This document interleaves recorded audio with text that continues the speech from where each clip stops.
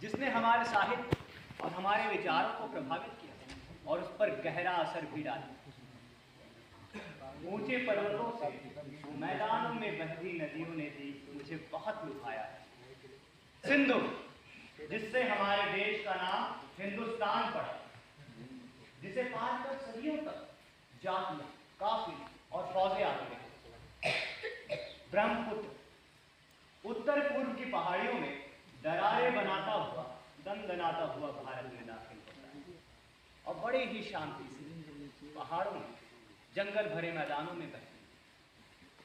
यमुना, जिससे हमारे रास, नृत्य और खेल की लीलाएं जुड़ी है।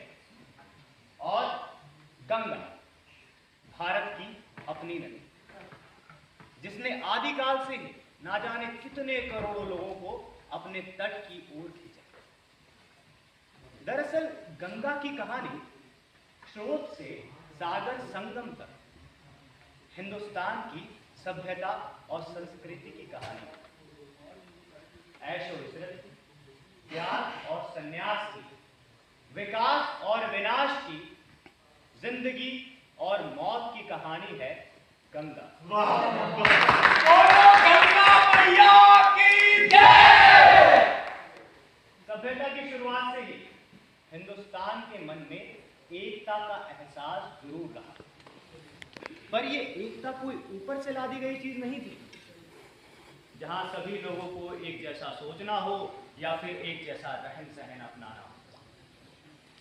ये तो किसी और ही किस्म की एकता है, जहां अलग अलग विचारों को, विभिन्न सिद्धांतों को एक सा आदर और सम्मान मिलता आया है। मैं चाहता हूं हिंदुस्तान के अतीत की एक तस्वीर रखूं आपके सामने, ये एहसास दिलाने के लिए कि किस तरह हमारे देश की नदी और उसके इतिहास की नदी युग बदलते हुए सदा बहती चली आई है और भंवर और मझधार के बावजूद एक अनजान समंदर की ओर किस तरह लपकते हुए बढ़े चली जा रही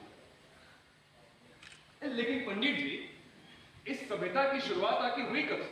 हाँ, इस सभ्यता की शुरुआत हुई सिंधु घाटी सभ्यता से। यहाँ के लोगों का दारोमदार व्यापार से जुड़ा रहता है।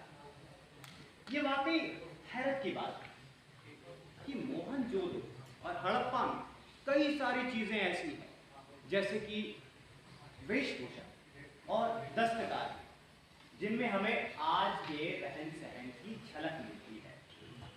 सड़कों के किनारे छोटे छोटे दुकानों का आज ही के हिंदुस्तानी बाजारों की तरह। अच्छा पंडित जी, क्या आपने कभी रामलीला देखी है? देखी होगी। मेरी बचपन की सबसे पुरानी यादों में है रामायण और महाभारत, जो मेरी माँ और घर की बुजुर्ग औरतें मुझे अक्सर सुनाया करती थी। हम सब साथ मिलकर बड़ी उत्साह से रामलीला देखने जाया करते थे। इन कहानियों में सच्चाई और भलाई, बहादुरी और जादू के किस्से हैं। ये बयां है आदमी की आत्मा में हो रही उथल-पुथल और जद्दोजहद का। लेकिन दुनियावी जद्दोजहद होने के बावजूद इनमें एक बहुत ही खूबसूरत, बहुत ही अद्भुत स्नेह और मिठास का फैलाव है। रामायण में हर तरह के लोगों के लिए कुछ ना कुछ है, चाहे वो विद्वान या फिर गांव के अनपढ़ लोग। ये ना सिर्फ बयां है लड़ाइयों और दूसरों पर फतह का, ये तो प्रतीक है आस्था, संयम, धर्म और ज्ञान। रावण में अनेक अवगुण होने के बावजूद राम ने रावण में निष्ठा, भक्ति और ज्ञान के गुणों को देखा। वाह वाह वाह, बोलो सियापति रामचंद्र की जय। और महाभारत एक बहुत ही अद्भुत और बेशकीमती महाकाव्य है। ये दुनिया की किसी भी जुबान का सबसे खूबसूरत, सबसे गहरा फलसफा है, जिससे सोच का हर एक तरीका जुड़ता है और सीखता है। ये बयां है सामाजिक और राजनीतिक संकटों का, ऐसी पौराणिक कथाओं और वीर गाथाओं से मिलने वाले सबक कुछ इस तरह है। सच्चाई की राह पर चलना, मरते दम तक वचन निभाना, वीरता, भलाई और सामाजिक सुख के लिए त्याग।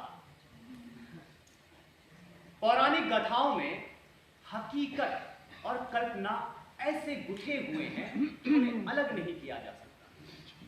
इसलिए यह मिश्रण एक काल्पनिक इतिहास की शक्ल ले लेता है, जो भले ही हमें ना बता पाए कि असल वाकया क्या था, लेकिन उससे भी अहम वो हमें ये बताता है कि उस समय के आम लोगों का अपने पुरखों के कारनामों को लेकर क्या तस्वर थे, उनके क्या आदर्श रहे होंगे। इसलिए ये हकीकत हो या फिर दास्तान, उनके जिंदगी का एक अहम हिस्सा बन जाता है।